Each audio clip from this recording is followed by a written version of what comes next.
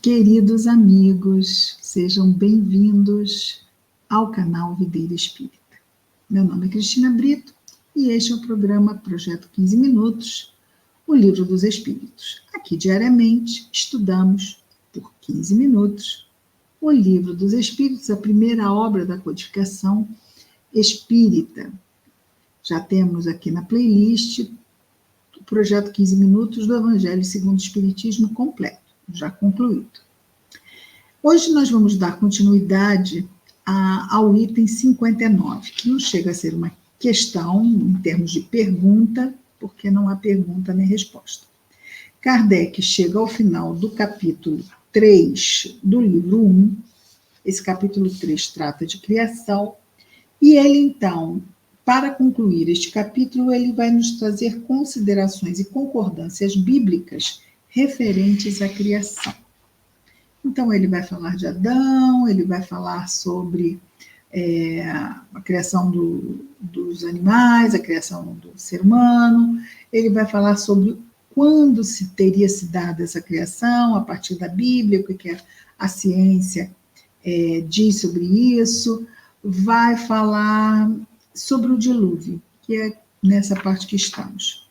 Então, do final para trás é o terceiro parágrafo que a gente vai ver. Então, faltam 3 parágrafos para concluirmos aqui o capítulo 3 do livro 1. Diz-nos Kardec: a existência do homem antes do dilúvio geológico ainda é, na verdade, uma hipótese. Estamos falando na metade do século, né? Kardec está escrevendo isso na metade do século XIX, ok? Mas eis aqui uma coisa que o é menos. Admitindo-se que o homem tenha aparecido pela primeira vez na Terra 4.000 anos antes do Cristo e que 1.650 anos mais tarde toda a raça humana foi destruída, com exceção de uma única família, conclui-se que o povoamento da Terra data apenas de Noé. Faz sentido. Ou seja, 2.350 anos da nossa era. Ora, quando os hebreus emigraram para o Egito, no 18º século, encontraram esse país muito povoado e já bastante adiantado em civilização. A história prova que nessa época, 18º século antes de Cristo, ok? Ora, quando os hebreus emigraram para o Egito, no 18º século, encontraram esse país muito povoado e já bastante adiantado em civilização. A história prova que nessa época a Índia e outros países eram igualmente florescentes, estavam, pujantes aí no seu desenvolvimento. Mesmo sem se levar em conta a cronologia de certos povos que remontam a uma época muito mais afastada. Teria sido preciso, portanto, que do 24º ao 18º século, isto é, em um espaço de 600 anos, não somente a posteridade de um único homem tivesse podido povoar todas as imensas regiões então desconhecidas. Isso vai ficando cada vez mais absurdo, né? Quer dizer, não faz sentido pensar-se que isto seja literal. Não somente a posteridade de um único homem tivesse podido povoar todas as imensas regiões então desconhecidas, supondo-se que as outras não fossem, que as outras regiões não tivessem ninguém. Então, só lá, Noé, em 600 anos, povoando o mundo todo. Mas também que nesse curto intervalo a espécie humana houvesse podido elevar-se da ignorância absoluta do estado primitivo ao mais alto grau de desenvolvimento intelectual, o que contraria todas as leis antropológicas. A diversidade das raças vem reforçar mais ainda essa opinião. Tudo isso exige tanto tempo,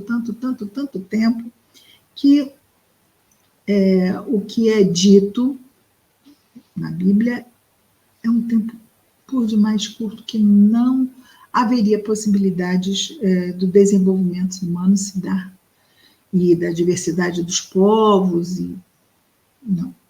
E mesmo do tempo das pessoas nascerem e povoar tanto tempo, as gerações, não é? Gerações levam um tempo também, não é?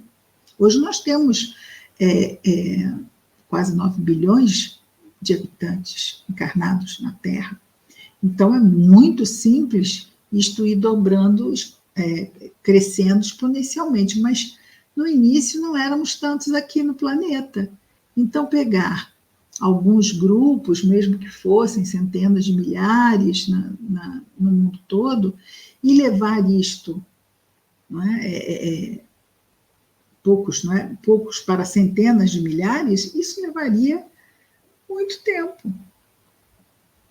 De poucos grupinhos, né? Ou que seja, ali era um grupo só, né?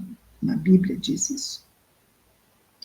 Então, de novo, assim que nós tivemos o caso de Adão, e aqui ficou claro, né, dessa alegoria que foi utilizada ao se contar essa história, também aqui nós estamos vendo que parece que aqui também há outra alegoria, não foi exatamente dessa forma. A diversidade das raças vem reforçar mais ainda essa opinião, já lemos isso.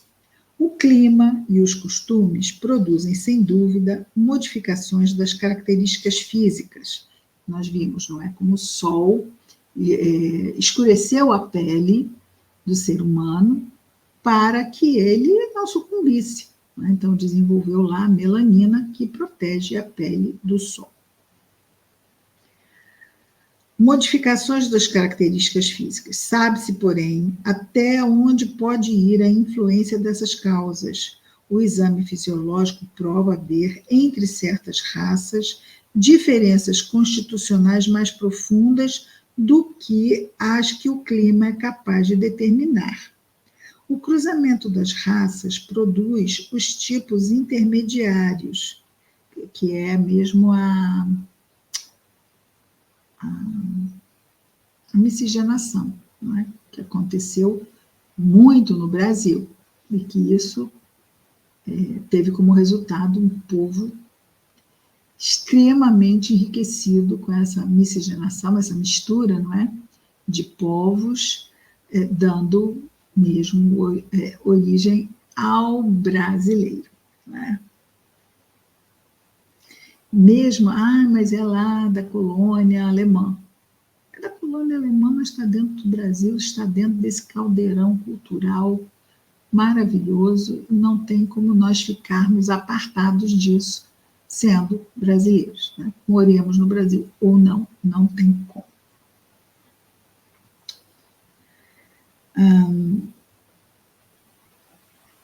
Então, nós estamos falando do cruzamento das raças. Ora, para que tenha havido cruzamento de raças, era preciso que houvessem raças distintas.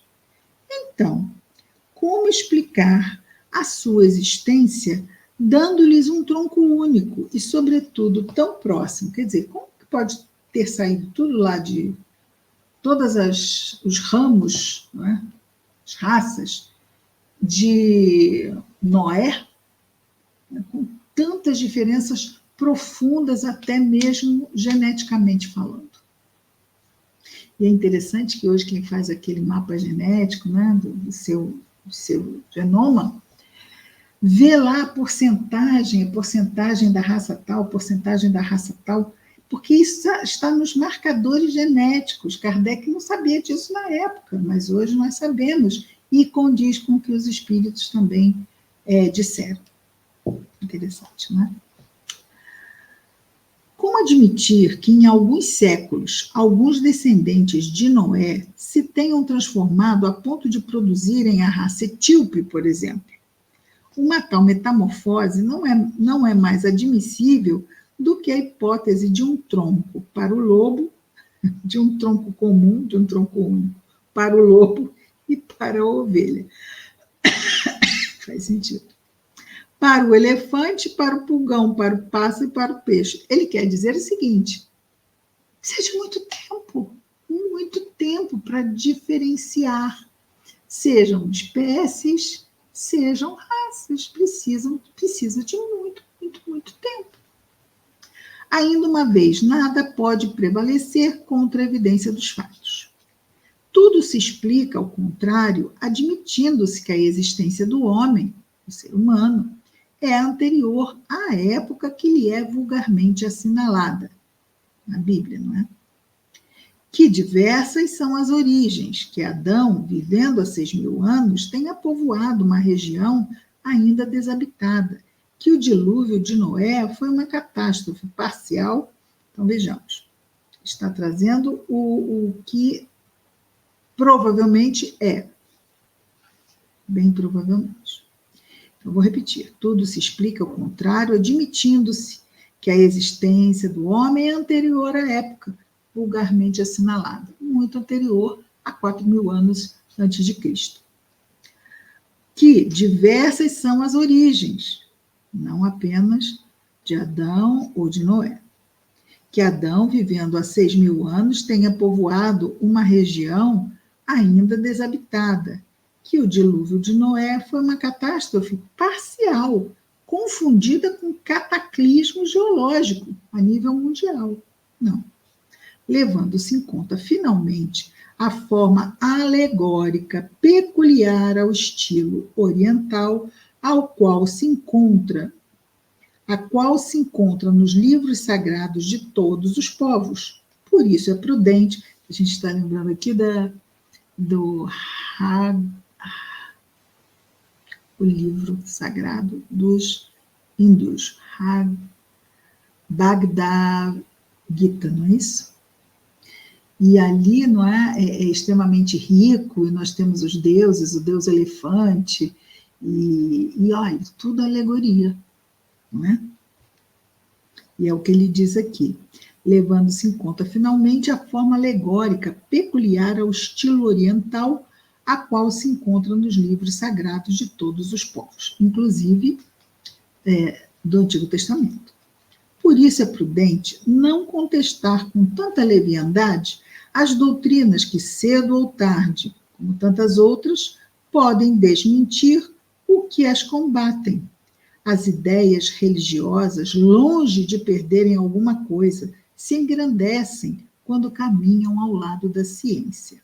Esse é o único meio de não mostrarem um lado vulnerável ao ceticismo, quer dizer, à incredulidade. E isso o Espiritismo faz. Vamos lá, vamos à ciência. Então o que descobrimos? Descobrimos sim que há uma forma de contar que é alegórica, e isso não apenas entre os hebreus, entre os povos orientais isto acontece.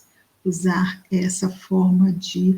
Jesus usava a forma alegórica das parábolas, não é? Simplifica. Nós estamos numa época da humanidade, quando isto aconteceu nos povos antigos, em que a humanidade era muito jovem na sua inteligência. E todas essas alegorias ajudam com que a inteligência humana de então pudesse acompanhar o que estava acontecendo, né? Em termos de ideias e não de fatos. São ideias, as ideias religiosas são ideias muito profundas. As alegorias, e nós, não é, temos bem essa referência com Jesus, elas nos ajudam nesse campo tão profundo e tão abstrato que é o campo da espiritualidade, né? E aí terminamos aqui o capítulo 3. Amanhã vamos começar, né, estão 14 minutos, quase 15, amanhã vamos começar o capítulo 4, que vamos falar então do princípio vital. Seres orgânicos e inorgânicos, a vida e a morte, inteligência e instinto. Temas ótimos, não é? Amanhã, então, estaremos em mais um programa do projeto 15 Minutos, o Livro dos Espíritos. Muita paz a todos.